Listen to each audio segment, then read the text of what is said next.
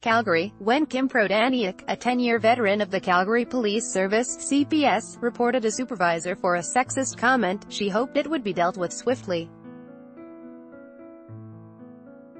Instead, it touched off a cascade of retaliation and harassment, and each time Prodaniuk asked for help, she said, it got worse.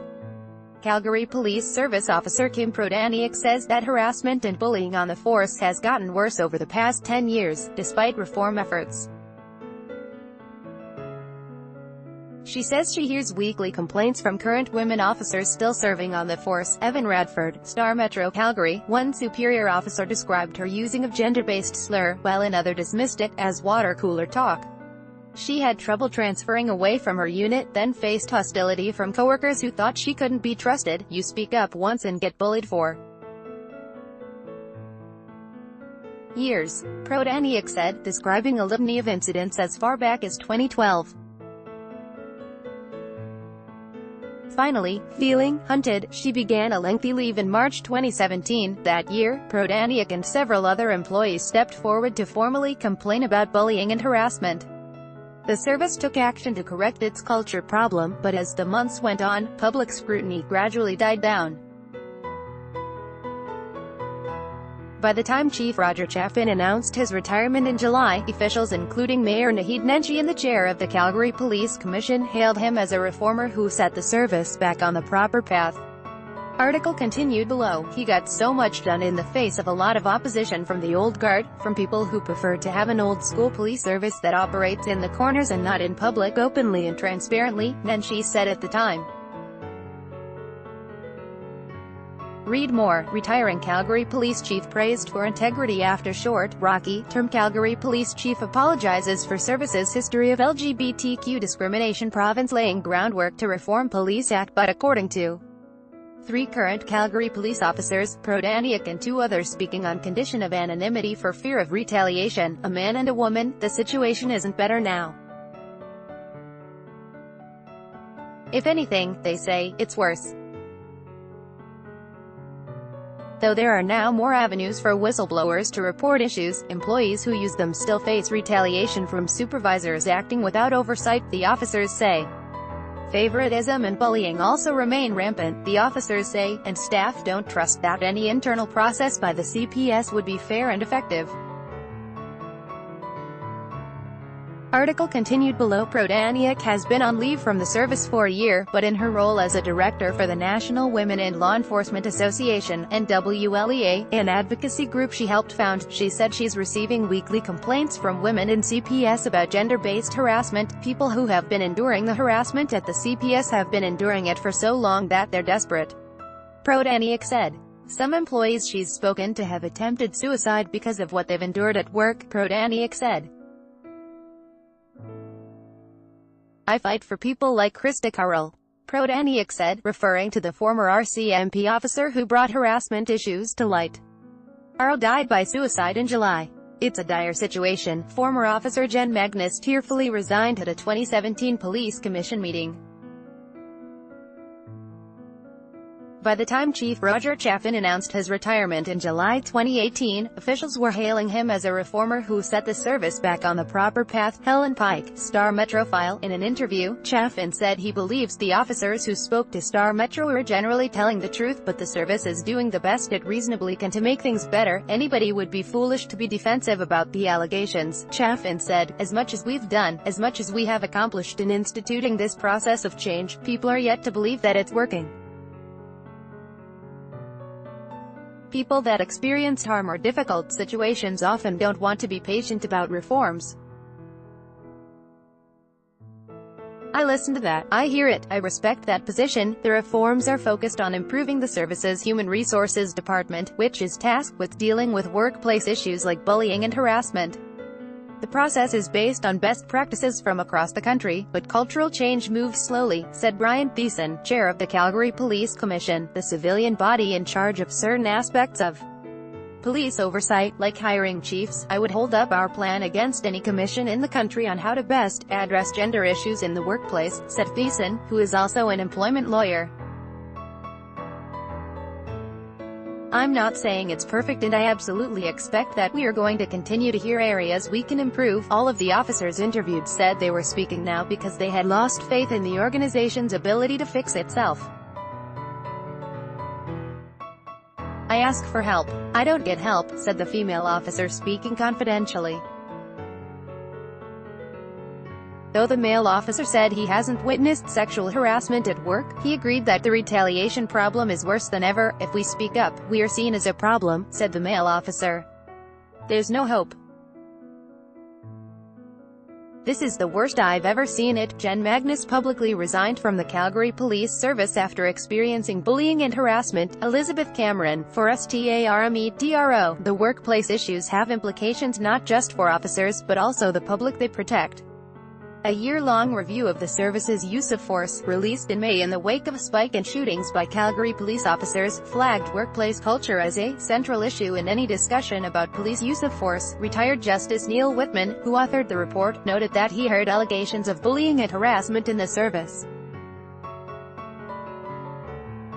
He also flagged plummeting morale. An internal survey done last year found that just 4% of Calgary police employees believe morale is good inside the service, down from 18% in 2014.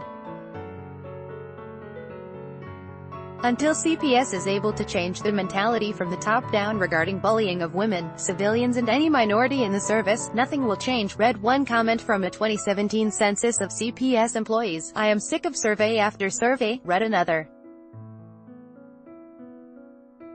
There is no accountability now, as the commission seeks a replacement for Chaffin, who will leave his post in January. Prodaniak and the officers, as well as Jen Magnus, the former officer who tearfully resigned at a 2017 police commission meeting due to harassment, say real change won't be possible unless the new chief is a complete outsider.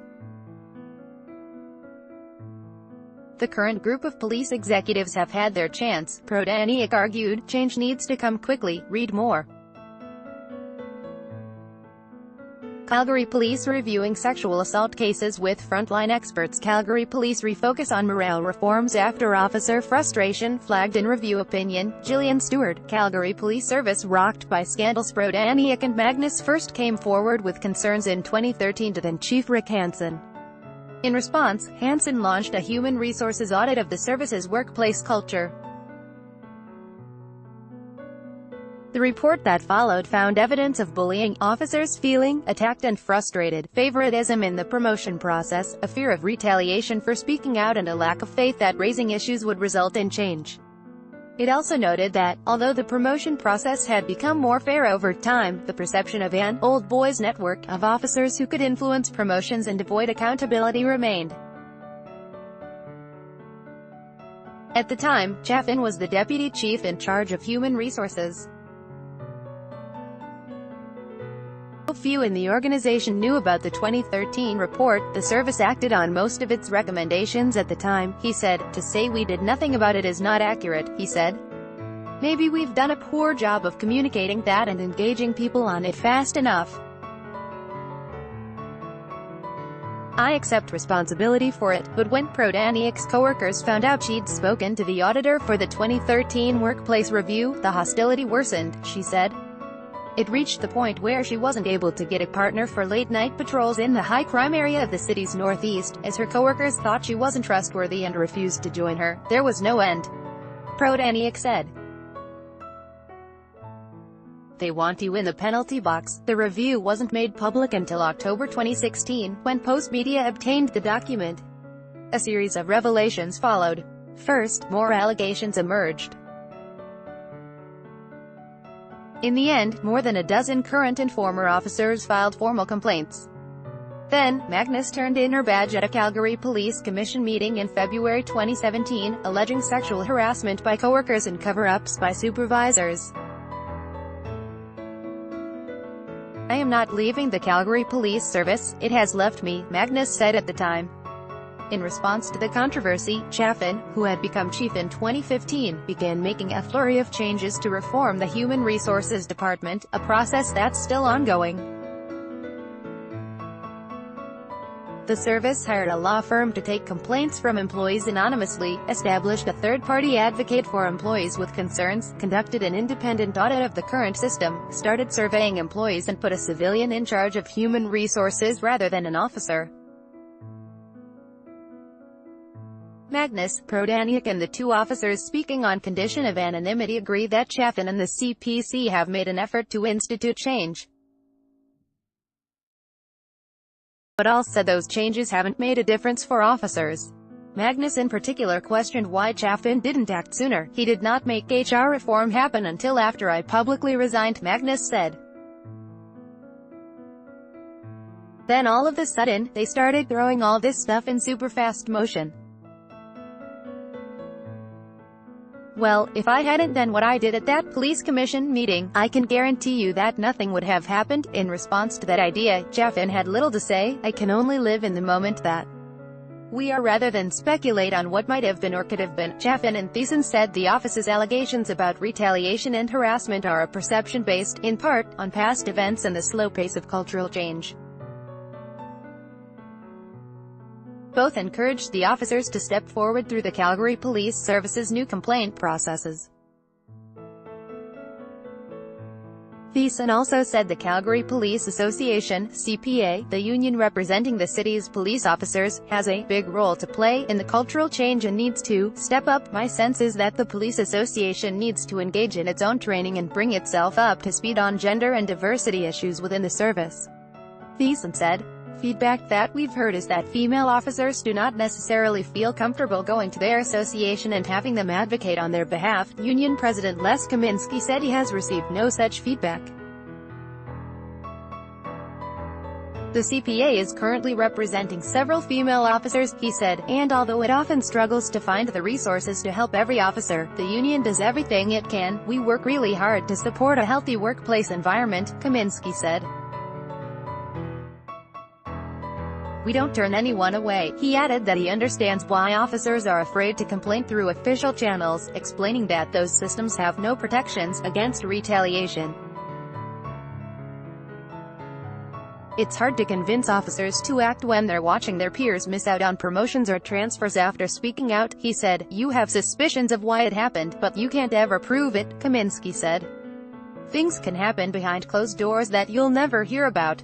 Thiessen said he believes the officers, and since every workplace is required by law to protect complainants, the commission will try to address their concerns.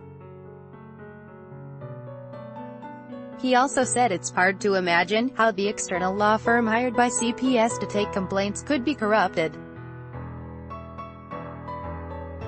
Those specific complaints can often identify the person behind them even if the complainant's identity is protected. That's a design flaw that no organization has figured out how to fix, he argued. "What would you suggest instead of those by way of institutional change?" Thiessen said. "We literally modeled these changes on best practices recommended by human rights commissions across Canada." The officers told Star Metro that their trust in the police service is shaken by what they believe is a lack of accountability for supervisors. Magnus, Prodaniuk and the other female officer said they still don't see consequences for supervisors accused of gender discrimination. "You help each other out," said Magnus. "You keep perpetuating that culture throughout the decades and nothing changes." Chaffin said every officer, including himself, is accountable. However, he noted that disciplinary situations are often best resolved with mentorship and counseling that are done privately, so officers wouldn't necessarily see them in action. "I think we all believe in remediation first, or punishment when it's necessary," he said. "There are several people in this organization who are feeling the heat of punishment for their behaviors," Thiessen said. Chaffin has owned his role in the workplace culture and never tried to dodge it and push it on previous chiefs. The chief and the service also report directly to the commission about their progress with reforming human resources, he added. "We are constantly on them and working on them," Thiessen said. "I don't know how you could more hold the service accountable than that, in a constructive way." However, Prodaniuk, Magnus and the two officers speaking confidentially said they didn't believe anyone entrenched in the current Calgary police culture could truly change it.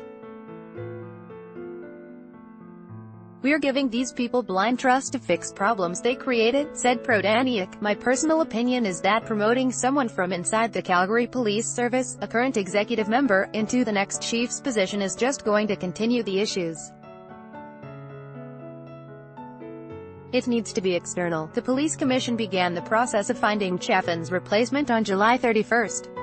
No candidates have been announced so far. In the meantime, Chaffin and Thiessen pointed to other possible solutions. Chaffin said the service is pushing for the province's coming rewrite of the Police Act, the legislation governing law enforcement in Alberta, to give chiefs more options to deal with bias and harassment. Thiessen said the police commission will continue to work its way down the list of tasks on its Gender Equity Action Plan. In time, the cultural shift will be clearer, he said. But for now, frustration remains. "We need the old boys club busted up," Prodaniuk said. "That's the only way things are going to change." Emma McIntosh is an environment, justice and investigative reporter with Star Metro Calgary. Follow her on Twitter and at MMC.